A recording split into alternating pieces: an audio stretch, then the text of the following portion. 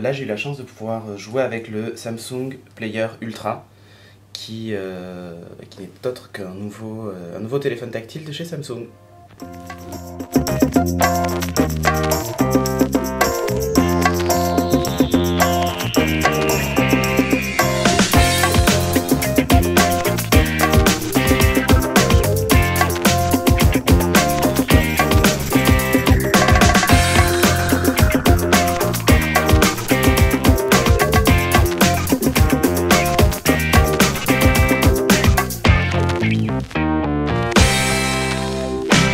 Alors, le Samsung Player Ultra, qui est le S8300 je crois, mais je pense que le nom commercial sera effectivement Player Ultra, c'est un mobile tactile avec un écran de 2,8 pouces en résolution WQVGA, donc voilà, 16 millions de couleurs, 70 mégas de mémoire interne, il supporte les cartes mémoire jusqu'à 16 Go, il est GPRS Edge 3G, 3G+.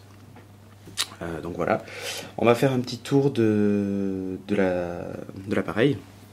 Il est aussi GPS, hein, je ne l'ai pas dit, mais...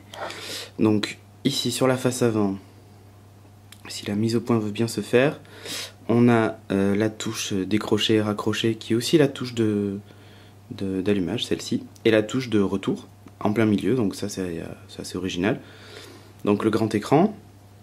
Ici, on a l'appareil photo en façade pour la visio, ainsi que deux petits capteurs, donc voilà. Le haut-parleur.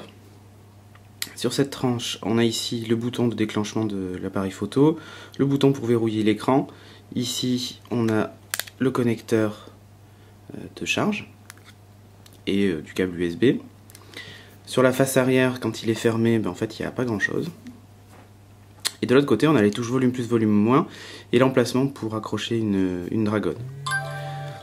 On a ici, sous l'appareil, donc vous voyez là c'est rouge, rouge chromé, rouge métallique, donc ça c'est assez sympa. On a le micro, donc je vais l'ouvrir.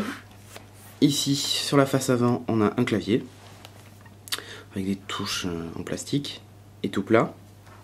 Et ici en haut, on a l'optique de 8 mégapixels avec un flash LED et un petit miroir pour pouvoir faire des autoportraits.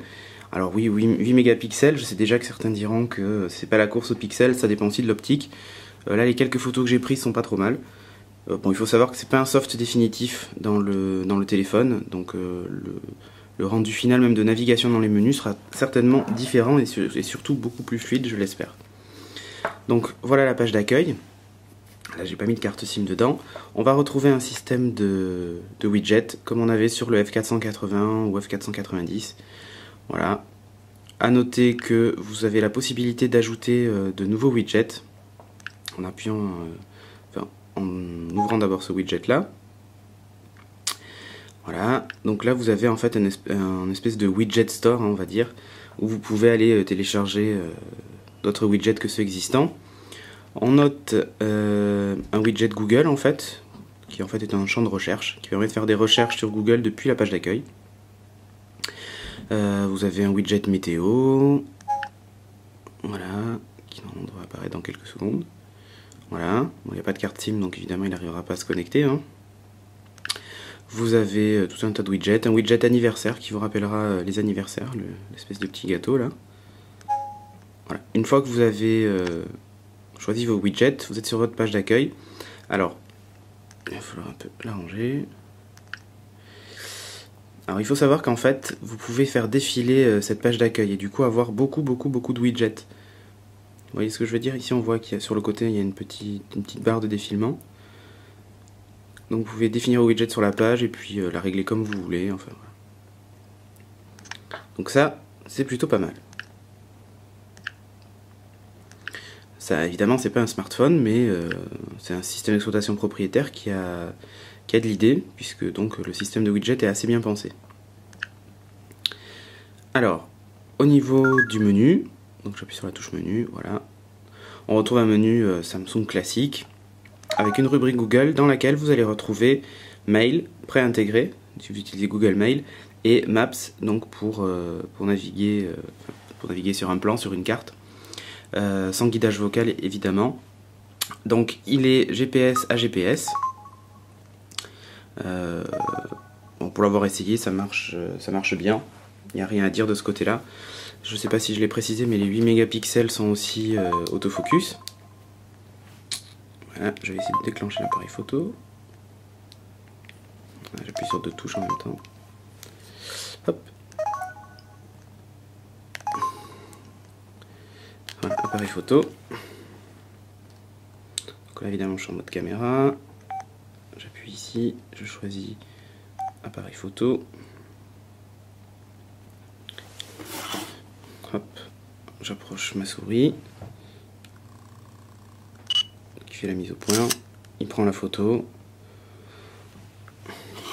et ensuite je peux aller récupérer la photo. Voilà. On passe d'une photo à l'autre en défilant un peu comme sur un autre appareil. On peut créer des diaporamas. Voilà, c'est la photo est là, toute la partie photo est vraiment plus que correcte. 8 mégapixels dans ce format-là en plus parce qu'il est quand même extrêmement fin. Je vous montrerai à côté de mon E71 par exemple. Voilà, il est à peine plus épais et encore peut-être que c'est juste une illusion à cause des tranches, enfin de la tranche du E71 qui est quand même très profilé en fait. Donc voilà, il fait à peu près la même épaisseur. Il est beaucoup plus léger par contre. Hop, la face avant, donc je sais pas si vous le voyez bien, mais le noir en fait ressemble un peu à du métal de l'alu brossé, voilà. Le petit liseré rouge, c'est assez sympathique. Je trouve que ça lui donne un look. Puis surtout, ça va permettre très certainement à Samsung de faire des déclinaisons de couleurs, hein, puisqu'on pourrait pourquoi pas le retrouver en bleu ou dans d'autres couleurs. Au niveau des applications embarquées dans le téléphone, on va retrouver la radio FM, Bluetooth, mémo vocal, voilà, de quoi synchroniser, un lecteur RSS, le player musique et finalement ce que l'on connaissait déjà sur les anciens, hein, c'est à peu près pareil, ça marche pas mal. Je vais vous faire écouter. Voilà. On peut l'utiliser évidemment au doigt, le volume. Donc la pochette apparaît, la présentation est vraiment sympa. Voilà. Donc ça c'est top. Ça marche bien.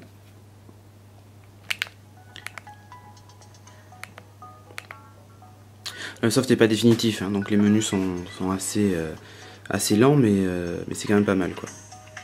Alors un truc qui est assez sympa, c'est le navigateur de photos, voilà, qui s'affiche comme ceci. Vous avez une période avec des dates, enfin avec une date, le mois de mars en l'occurrence, et vous avancez de mois en mois pour afficher les photos qui ont été prises, mais là par exemple en février. Voilà, et en fait vous pouvez aussi défiler comme ceci, donc c'est assez bien fait, et vous avez en fait au passage les mois qui avancent, et ainsi de suite.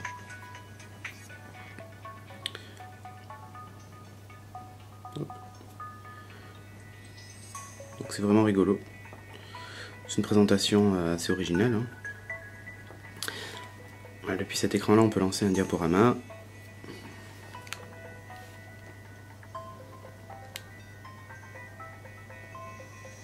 Voilà, qui passe d'une photo à l'autre automatiquement.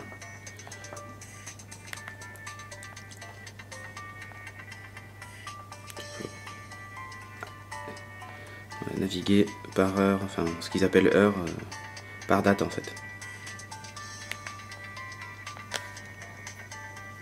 Donc je vais aller couper la musique.